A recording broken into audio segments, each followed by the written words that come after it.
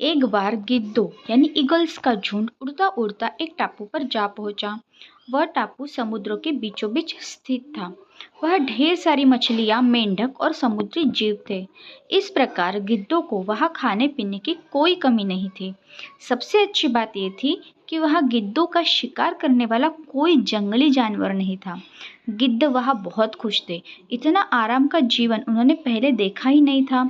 उस झुंड में अधिकांश गिद्ध युवा थे। वे सोचने लगे कि अब जीवन भर इसी टापू पर रहना है, यहाँ से कहीं नहीं जाना, क्योंकि इतना आरामदायक जीवन कहीं नहीं मिलेगा। लेकिन उन सब के बीच में एक बूढ़ा गिद्ध भी था। वह जब युवा गिद्धों को देखता तो चिंता में पड़ जाता। वह सोचता कि यहाँ के आरामदायक जीवन का इन युवा गिद्धों पर क्या असर पड़ेगा। क्या ये वास्तविक जीवन का अर्थ समझ पाएंगे? यहाँ इनके सामने किसी प्रकार की चुनौती नहीं है। ऐसे में जब कभी मुसीबत उनके सामने आ गई तो ये कैसे उसका मुकाबला करेंगे?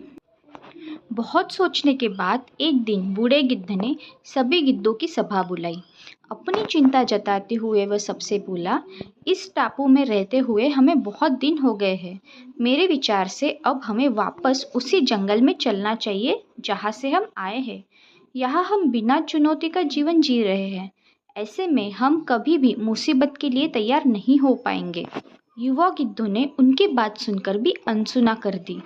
उन्हें लगा कि बढ़ती उम्र के असर से बूढ़ा गिद्ध सठिया गया है, इसीलिए ऐसी बेकार की बातें कर रहा है। उन्होंने टापू की आराम की जिंदगी छोड़कर जाने से मना कर दिया। बूढ़े गिद्ध ने उन्हें समझाने की कोशिश की कि तुम सब ध्यान नहीं दे रहे हो कि आराम के आदी हो जाने के कारण तुम लोग उड़ना तक भूल चुके हो। ऐसे में मुसीबत आई तो क्या करोगे? मेरी बात मानो, मेरे साथ चलो। लेकिन किसी ने बूढ़े गिद्ध की बात नहीं मानी। बूढ़ा गिद्ध अकेला ही वहां से चला गया। कुछ महीने बीते। एक दिन बूढ़े गिद्ध ने टापू पर गए गिद्धों की खोज खबर लेने की सोची और उड़ता उड़ता उस टापू पर पहुंचा। टापू पर जाकर उसने देखा कि वहां का नज़ारा बदला हुआ था।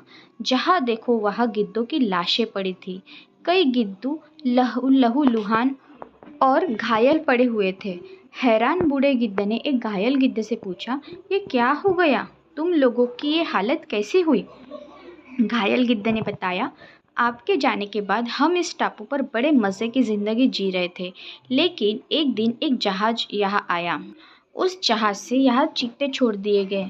शुरू में तो उन चीतों ने हमें कुछ नहीं किया, लेकिन कुछ दिनों बाद जब उन्हें आभास हुआ कि हम उड़ना भूल चुके हैं, हमारे पंजे और नाखून इतने कमज़ोर पड़ गए हैं कि हम तो किसी पर हमला भी नहीं कर सकते और न ही अपना बचाव कर सकते हैं, तो उन्होंने हमें एक एक कर मार कर खाना शुरू कर दिया। उनके ही कारण हमारा ये हाल है।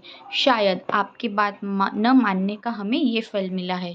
तो दोस्तों, इस कहानी से हमें ये सीख मिली है कि अक्सर कंफर्ट जोन में जाने के बाद उससे बाहर आ पाना मुश्किल होता है। ऐसे में चुनौतियाँ आने पर उसका सामना कर पाना आसान नहीं होता। इसीलिए कभी भी कंफर्ट जोन में जाकर खुश न हो जाए। खुद को हमेशा चुनौती देते रहे और मुसीबत के लिए तैयार रहे। जब तक आप चुनौती का सामना करते रहेंगे, आगे बढ़ते रहेंगे। सो दोस्तों, आज की कहानी आपको कैसे लगी आप मुझे कमेंट्स करके ज़रूर बताइएगा और मैं आपसे मिलती हूँ नेक्स्ट वीडियो में कुछ और नई कहानी के साथ। तब तक के लिए